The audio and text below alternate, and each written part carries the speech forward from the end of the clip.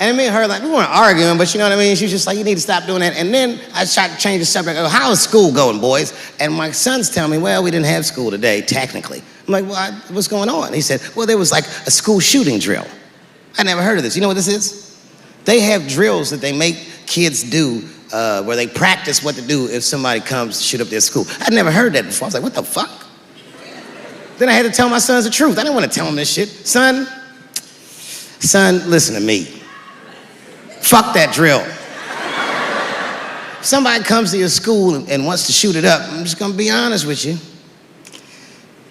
You probably gonna get shot, nigga. I'm just being real.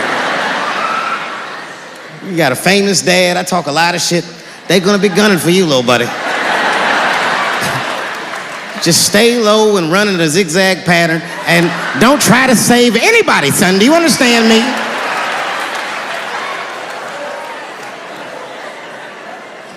Why would you have kids rehearse for some shit they have no control over? All you're doing is training these kids to worry. It's the stupidest drill I've ever heard of. And while you're in there training them during these drills, well, aren't you training the shooter too? This nigga's in here listening and learning like the other kids. Sit in the back. Where are we supposed to meet?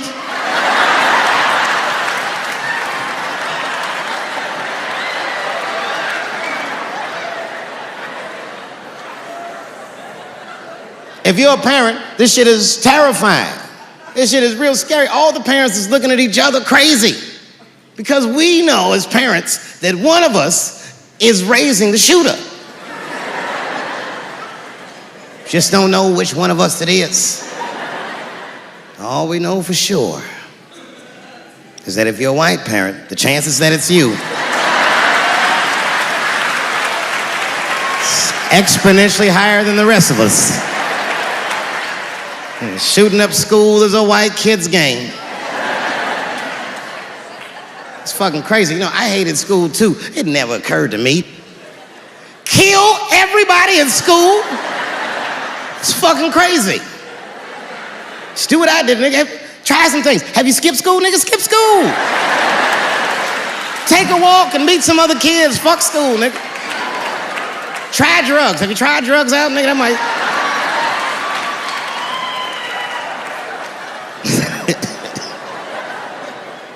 Some scary shit.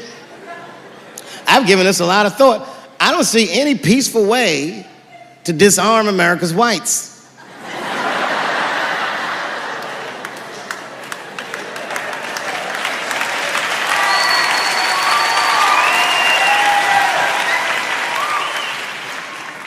There's only one thing that's gonna save this country from itself. Same thing that always saves this country from itself. And that is African Americans. Right. And I know the question that a lot of y'all have in your minds is, should we do it? Yeah, fuck yeah, we should do it. Listen, no matter what they say or how they make you feel, remember, this is your country too. It is incumbent upon us to save our country. And you know what we have to do. This is a fucking election year. We gotta be serious. Every able-bodied African American must register for a legal firearm.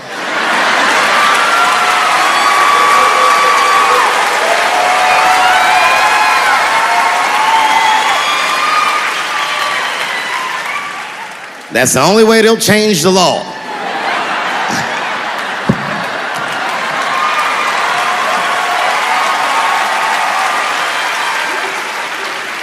I hate guns, personally. I can't stand them. Yeah, but I have several. I don't want them, but I feel like I need them. Don't forget where I live. I live in Ohio. And anyone that knows anything about Ohio knows that even the word Ohio is an old Native American word. It means, literally, a land of poor white people.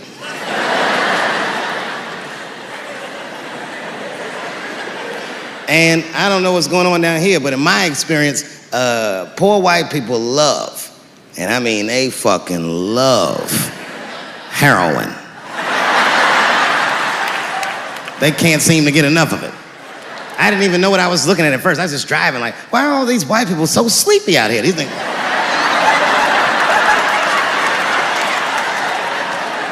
It's really bad.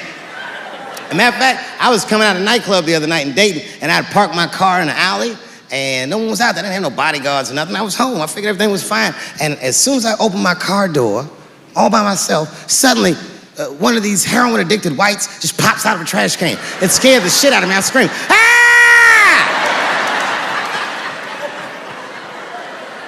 And then I realized it was a woman. She was fucked up. She's like, "Hey, man, relax, okay? I'm sick, all right? I need some drugs, man. Please, I'll suck your dick for $5, man." I was like, ugh. 2.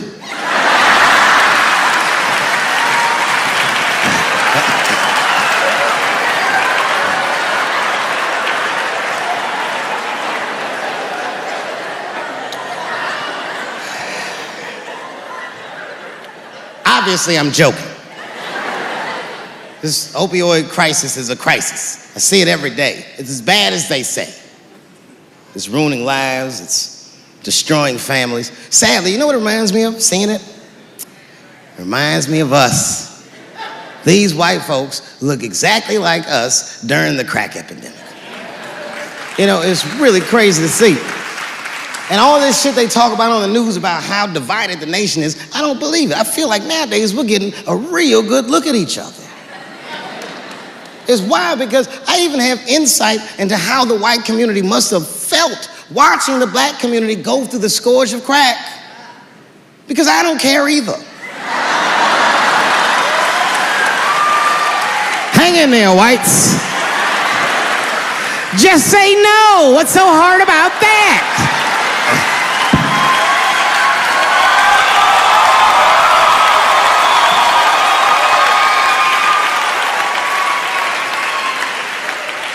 Remember when y'all said that to us? But it's okay. There's no grudges. Now you finally got it right. Once it started happening to your kids, you realize it's a health crisis. These people are sick. They are not criminals. They are sick.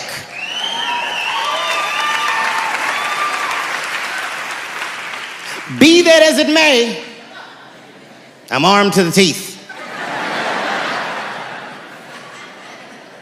First gun I bought was a 12-gauge shotgun.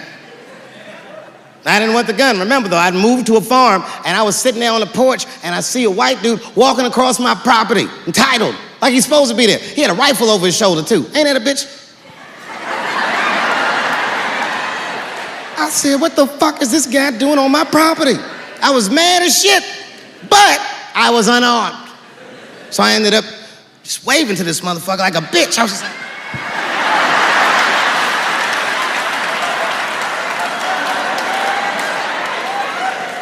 And as soon as he got far enough away, I ran to my car and sped to Kmart. This is in a rural white area. And remember, I was nervous because a guy was on my property. I'm black and I was sweaty. You know what I mean? And I ran to the gun counter, black and sweaty, sweating and black. And I looked up at the nigga, I was like, I look like a slave or something. I said, I need a gun immediately, like that, just like that. The guy didn't answer, no questions. He just grabbed a 12-gauge shotgun, handed it to me. I'd never even held a gun before. I'm not a dummy. I'm like, well, I need some bullets too. And the guy reached under the counter, put 2 box of shells on the counter. He said, all right, buddy, which box do you want?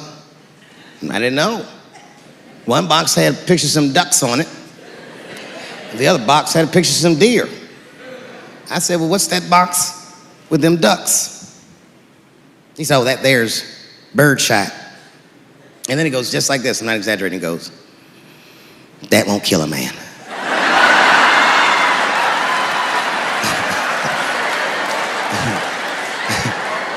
He said, it'll just pepper him up nicely. I said, what the fuck? Pepper? You know what it means to pepper a motherfucker up? It means that when the shell explodes, hot BBs will shoot out of the barrel of the gun, not killing a motherfucker, but penetrating their skin and shallow flesh. Boy, that's gotta hurt. Hot BBs? Ha, ha! Remember when Dick Cheney shot a motherfucker in the face and he lived? That was birdshot. I said, well, what's that box with the deer on it? He goes, oh, that there's buckshot. Had to put a hole in the goddamn truck if you wanted to.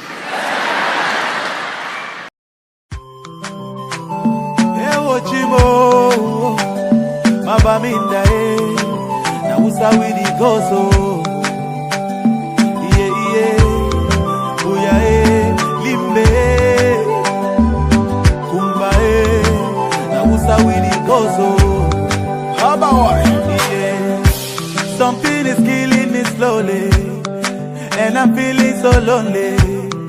But this thing I must to talk, oh. All my people, they for bush, oh.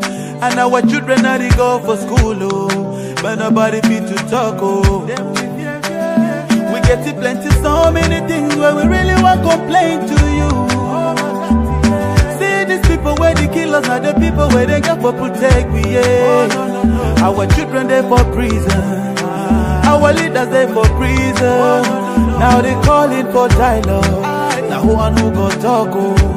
That's why we pray to God. Heal our land, heal our land, heal our land. Cause all our people are dying, and our mothers are crying.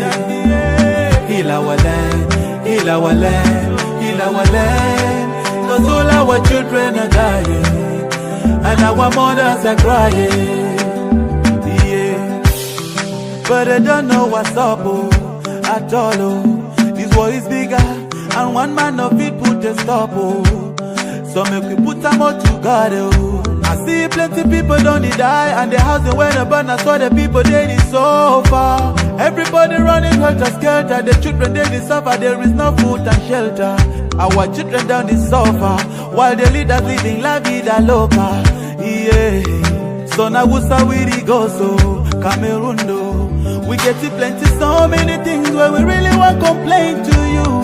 That see these people where they kill us, not the people where they get for protect we, yeah. Oh, no. Our children they for prison, our leaders they for prison. But they be calling for dialogue. Now who and who go talk, oh. That's why we pray to God. Heal our land, heal our land, heal our land.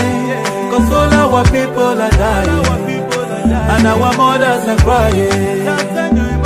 Heal our land, heal our land, heal our land. Cause all our children are dying, and our mothers are crying. Okay, let's take a minute of silence for our brothers and sisters who have lost their life in the struggle, and our mothers who are living in the bushes, our children suffering in the bushes with no food and no shelter. We pray that the peace return in our land, so that we can live in peace, peace forever. That's what we cry for. We get it plenty, so many things where we really want to complain to you. See these people where they kill us, not the people where they get for protect we, yeah. Our children they for prison, our leaders they for prison. But they've been calling for dialogue. Now who and who go talk, oh. That's why we pray to God. Heal our land, heal our land, heal our land. Cause all our people are dying, and our mothers are crying. Heal our land, heal our land, heal our land. Cause all our children are dying, and our mothers are crying. Say we get it plenty, so many things that we really want to complain to you. Daddy, everywhere. Now we go so.